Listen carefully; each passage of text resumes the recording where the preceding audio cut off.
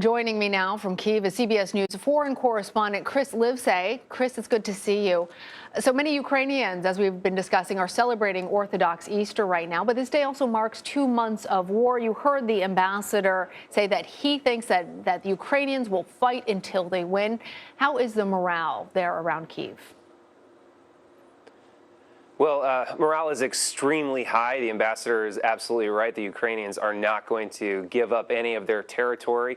But there's also a lot of sadness, as you can imagine, marking Easter today. Just to paint a picture for you, we went to an Easter service in the town of Irpin, just outside of Kyiv. It's now infamous for the pitched battles that took place there as Russia was invading this area. We spoke to a woman named Nadia who was clearly bothered when I asked her the question, what's different about Easter this year? And she said, it has the taste of war. And she went on to tell me about her parents who were killed as they were trying to escape their home that had been hit by Russian shelling. It had caught fire. And as they made their way out onto the street, her father, who is in his mid-70s, was pushing a walker. They were both gunned down by Russian forces, and their bodies were left there for several days because it was too dangerous to collect any of the bodies. She told me that her prayer for Easter is that all of the Russian forces would die and that Vladimir Putin would die. And on top of that, she told me how she's teaching her daughter to hate the Russians as well, her little girl. And what's so meaningful about that, I think, telling and chilling at the same time, is just how generational the damage is that's been inflicted on this country. That there's a wound here, a gaping wound that is not going to heal overnight. Indeed, it's going to take generations to heal. Yeah, wow. That story about Nadia's parents is so horrific, Chris. And it goes to a larger point. The International Committee of the Red Cross released a statement calling for, quote, immediate and unimpeded humanitarian access to evacuate civilians, in this case from Mariupol. What is the latest on the situation there? The latest is the same old song, unfortunately, on repeat. It is the Ukrainians trapped inside of this steel mill, approximately 1,000 civilians, and these die-hard defenders protecting them inside of this vast underground labyrinth.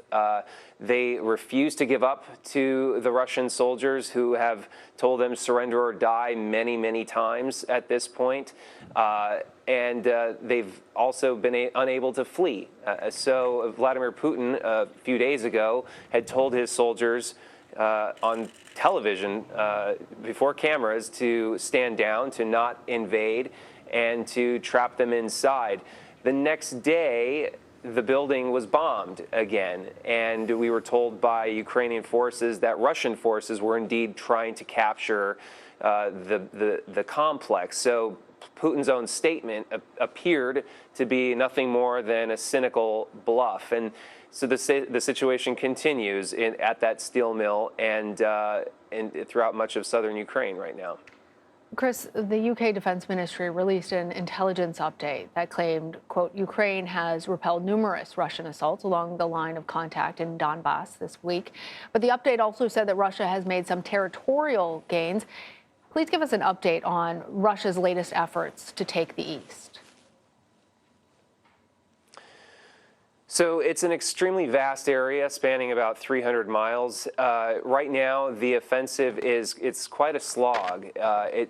According to those same intelligence reports, it doesn't seem to have really kicked off in earnest. There's a lot of mobilization taking place on both sides. According to that report, yes, the Russian forces have made some gains, but at an immense loss. I also want to draw your attention back to southern Ukraine and further west, because Russia has been making some scary noises about western Ukraine as well, saying it not only wants to focus on eastern Ukraine, but also southern Ukraine. So that's the area around Mariupol and the coast on top of the Black Sea, and then stretching all the way over to Moldova. They mentioned that they want to create a land corridor to Transnistria, which is this sliver of Moldova that is a breakaway region. It's pro-Russian. It's Russian-speaking, and there are already Russian forces there right now. So what Zelensky has been saying, what Ukrainian President Volodymyr Zelensky has been saying since the beginning of this invasion, was that other countries should not let their guard down because it doesn't stop in Ukraine, and it appears to be the case now with Moldova. All right, Chris, thank you. Wishing you and everybody there peace. Thank you.